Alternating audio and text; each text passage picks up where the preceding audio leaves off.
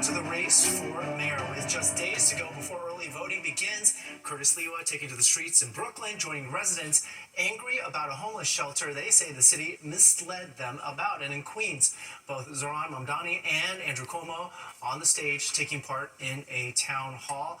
Among the topics, affordability, NYCHA issues, and how to handle the mental health crisis. Meanwhile, tonight we are getting some reaction from people who attended that event. Fox 6's Kendall Green is here with a recap of all of this. Kendall, what were the highlights? Hey, Arthur and Bianca, hundreds of voters attended the forum in Flushing, eager to listen to both Mamdani and Cuomo sharing their views on the city's future with them as mayor. Now, Metro IAF New York, an interfaith, multiracial power network, hosted the forum. Democratic nominee Zohran Mamdani used his platform. He used his platform to remind those voters of who he is. He's been taking meetings with them since early this summer, but he shared his eagerness to work with the group earlier. Now, former Governor Andrew Cuomo touted his experience, reminding voters of his history in office, arguing he's more prepared to take over at City Hall. And Metro IAF asked both candidates to commit to their agenda starting on day one should they be elected mayor. Now, that agenda includes these 4 objectives. 1, to build 100% affordable housing, 50,000 units every year, allocating $2.75 billion in February's budget. 2, to fix NYCHA for 500,000 New Yorkers who called public housing home. And 3, to address the city's mental health crisis, establishing crisis stabilization centers for every borough. And lastly, to act on community issues like safety, transportation, and sanitation needs. Now, here the front runners would ask if they develop concrete steps to ensure all New Yorkers feel safe and harmed from harassment.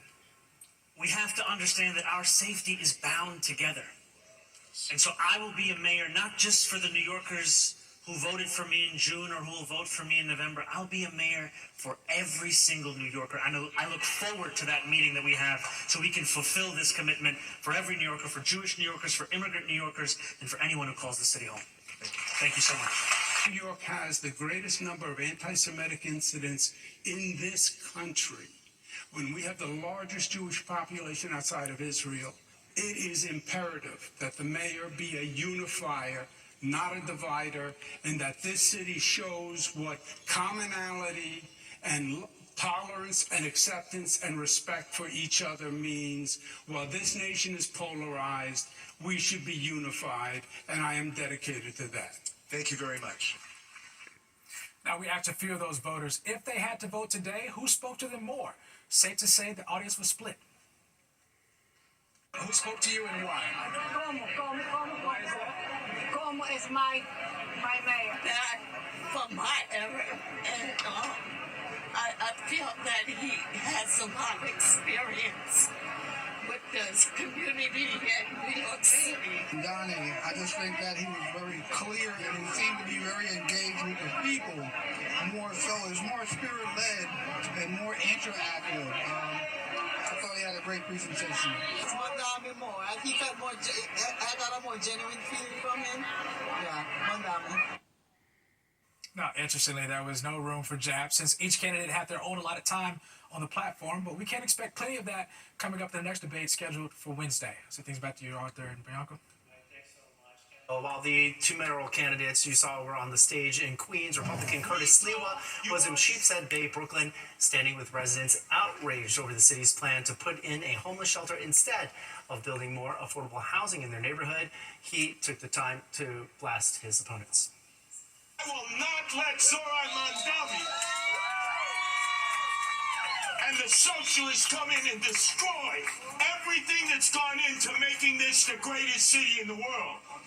And I'm not going to let Andrew Cuomo try to reinvent himself, because he is the architect of our destruction, and Zohran Mamdani is his apprentice. Or why they were there, the city's Department of Homeless Services responding to Fox 5 tonight about the proposed shelter, saying in part this new shelter is for families with children, and DHS works diligently to ensure that new shelters are seamlessly integrated into the community. Now, if you want to stay up to date on the mayor's race during these final crucial days, tune in to Battleground NYC, the fight for your vote with host SE Cup. You can stream it weeknights at 7 p.m. on the Fox Local app or watch it right here on Fox 5 after the 10 o'clock news. Meanwhile, outraged residents gathered at a town hall in Flushing, Queens today to try and stop a casino from being built in a parking lot at Citi Field. The $8 billion project is backed by Mets owner Steve Cohen. In addition to a casino, it includes a hotel, an entertainment complex, along with some new public park space. Supporters say this is going to bring jobs to the area, but opposing residents say it could ruin their neighborhood, and they're calling out State Senator John Liu for supporting this project.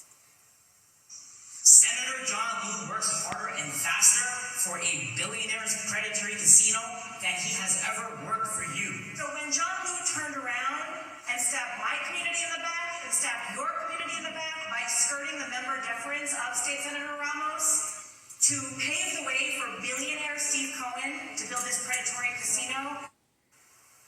Well, the decision by the New York State Gaming Commission is expected by early December. Police tonight are looking for 3 individuals they say are connected to a violent assault on a Bronx subway platform. They say it took place early this morning on a northbound 6 train platform in the Soundview section of the Bronx. Investigators say the individuals seen here approached the victim, got into a verbal argument before allegedly punching him in the face, causing him to fall and make contact with a passing train before then falling onto the tracks. The victim's condition is unknown at this time, but if you have any information that can help police, you are asked to contact them. Meanwhile, a 24-year-old man has been shot and killed in Flatbush, Brooklyn. Police say they responded to a 911 call about 2 this morning at 2020 Dorchester Road. Citizen App took this video of the scene. First responders found that victim with a gunshot wound and rushed him to the hospital where he was pronounced dead. So far, no arrests have been made, but an investigation is underway. And officials are also investigating the cause of this fire at a Brooklyn apartment building that sent 27 people to the hospital. Calls came in for the fire on 54th Street in Borough Park just after 7 this morning. The situation was under control about an hour later. The NYPD says none of the injuries, thankfully, are considered serious. Meanwhile, Israel launching its heaviest wave of attacks today since a U.S.-brokered peace agreement between Israel and Hamas began a week ago. Both sides are accusing each other now of violating the ceasefire. The Israeli military says 2 IDF soldiers were killed by the militant group during combat in Gaza Sunday. In response, Israel launched dozens of airstrikes into the territory. Hamas has also accused Israel of violating the peace agreement and says the military has not stopped its attacks in the region. We don't want to go back to fighting, God forbid, but this whole ordeal must end and all the hostages must be returned. Well, despite this tension, Israel and Hamas both say that they are committed to maintaining the ceasefire. We've got a wild heist in Paris that has some people shocked. Yeah, thieves targeted the Louvre, stealing priceless jewels, and wait until you hear about how investigators say they did this. Plus, Sports Extra with Tina Cervasio coming up right now. Yes, tonight. 10 o'clock news. All right, some details tonight that seem like they are straight out of a movie. A shocking heist taking place at the Louvre in Paris. Crown jewels gone in just minutes. And this also happened in broad daylight. That's right, and investigators say the thieves scaled the museum's facade, forced open a window, and then smashed display cases to get their hands on priceless Napoleonic jewels. Correspondent Stephanie Bennett has more. It was a daylight robbery during public hours, and it lasted roughly between 4 to 7 minutes. The French Interior Minister said the masked intruders were well prepared and had scouted the venue, saying they used a basket lift mounted to a truck, broke a window, and cut panes with a disc cutter. This all happened around 9:30 in the morning inside the Apollo Gallery, where the French crown jewels are kept. Once inside, they broke into display cases, stealing 9 items, according to the Paris prosecutor, including tiaras, necklaces, earrings, and brooches. But one item was later found outside. French media outlets say it was the crown of Napoleon III's wife, Empress Eugenie, but it was broken. They then fled on motorbikes. We were just ready to go in to see the Mona Lisa when they swept us out of the gallery. Lots of confusion, lots of misdirection, and then they ran us all out. The French president called the incident an attack on our heritage. The Louvre sees up to 30,000 visitors a day and was forced to close as confused visitors evacuated. In the past, staff have struggled to deal with swelling crowds. There was even a staff walkout in June. So the Louvre staff, including myself, are both extremely sad and extremely angry about what happened today. Extremely sad because obviously it's our job to protect this building. This is not the first time the Louvre has been targeted. In 1911, the Mona Lisa was stolen by a former employee. It was not found until 2 years later in Florence. It now sits behind bulletproof glass. In London, Stephanie Bennett, Fox News. Well, fans of the new metal band Limp Bizkit mourning the passing of bass player Sam Rivers. Social media post by his bandmates said Rivers died Saturday. They did not disclose where Rivers died or the circumstances, but his bandmates praised him as pure magic and the soul in the sound. Rivers had discussed being a heavy drinker, which led to liver disease. He left the band a decade ago and received a liver transplant before reuniting with Limp Bizkit 3 years later. Rivers was 48 years old.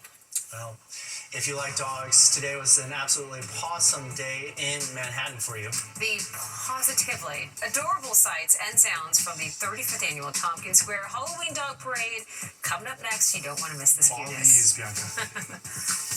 Next extra, though. Johnson's here with our full forecast, and there's rain in the forecast, but she doesn't look worried. I know, and it doesn't seem like that bad.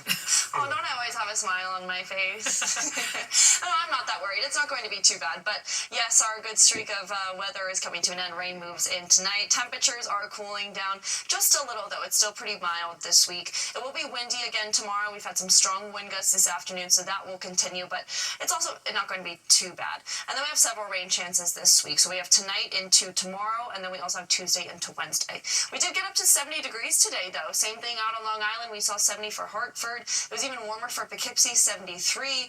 Newark, 73. And look at Trenton, almost 80 degrees today, a high of 78. So usually we're in the low 60s. Our record was 85, set not too long ago, back in 2016. So here's what we have for the rest of your evening. It stays mild, it stays breezy, and then we have showers that start to roll in probably around midnight. Early morning, this is 4 o'clock. Temperatures still in the 60s, so still going to be mild, and you see just some scattered showers. So some of us will be dry at this time. Some of us will have some rain. You might even see a thunderstorm mixed in with that all as well. For your commute, you could see some rain, especially the further east you are. Again, could also see some thunderstorms mixed in. We are expecting more rain for places like East Hampton and Hartford because the system kind of weakens right now, but then picks up some more momentum as we get into those later morning hours. But some of us will be fine on the commute. Some of us will have some rain. Then it clears up by late morning. We get back up into the mid-60s. The clouds clear. And then, like I said, we do expect to see some more rainfall late Tuesday into Wednesday. In terms of rainfall totals, though, it's not too bad. About 1/4 of an inch, maybe to 1/2 an inch. And then again, a little bit more for places like East Hampton, Hartford, probably a little bit closer to an inch. But most of your day, it's not too bad. Most of it's dry. 57 degrees is our low tonight. Same thing down the shore. And then tomorrow, mid-60s for most of us, except Monticello just gets up to 58 degrees. We stay in the 60s for a few days. Then we cool down to the 50s for Thursday and Friday and Saturday. But those are our main 2 rain chances. Tonight into tomorrow, and then Tuesday into Wednesday. Arthur and Bianca? All right, thanks so much, Liv. Well, it was a dog day of an afternoon in the East Village today. That's right. Hundreds of man's best friends scared some biting costumes for the 35th annual Tompkins Square Halloween Dog Parade. Some pooches getting the royal treatment, though, looking like 4-legged rock stars or cuddly celebrities. Many owners wearing, of course, matching outfits. The quirky event took place on Avenue B right near Tompkins Square Park and has grown over the years. It is now considered the largest Halloween dog celebration in the world. Can you believe that? Yeah, it's kind of niche. I like that. All right, well, coming up ahead, we're taking a look at some stories that are going to be making headlines this coming week. Including the very latest on the race for mayor, details on the final debate and when you can begin to head to the polls. Okay, it's time now for our look ahead at some stories happening this week. Tomorrow, millions and millions of Hindus and South Asians around the world begin celebrating Diwali. The annual festival of lights lasts for 5 days and commemorates the victory of good over evil. The main celebration takes place on the 3rd night when fireworks are lit. And on Tuesday, an appeals court in Philadelphia is going to hear arguments in the Mahmoud Khalil deportation case. Khalil's attorneys will ask the judge to uphold a lower court ruling that ordered Khalil's release on bail and found that the Trump administration's attempt to deport him on foreign policy grounds is unconstitutional. And need we say it, the big week in the race for New York City's mayor. On Wednesday, the three candidates will be facing off once again for the second and final debate. Then on Saturday, early voting begins. All right, we're going to be right back with a final check on the morning commute forecast. Stay with us. You can. Well, some real heroes taking the ice in New Jersey. The third annual City Quiet Heroes Cup hockey tournament was held yesterday in Wayne. The 15-game event being held across 3 rinks at the Icefall Arena. This year's Heroes Cup was expanded to 12 teams, including the FDNY and the NYPD. And last year's winner, the U.S. Coast Guard as well. All right, that's all we've got for the news on this Sunday evening. Thanks for being with us. I'm Arthur Chien. And I'm Bianca Peters. For News Anytime, download the free Fox Local app. And don't go away, Sports Extra with Tina Strabasio starts right now.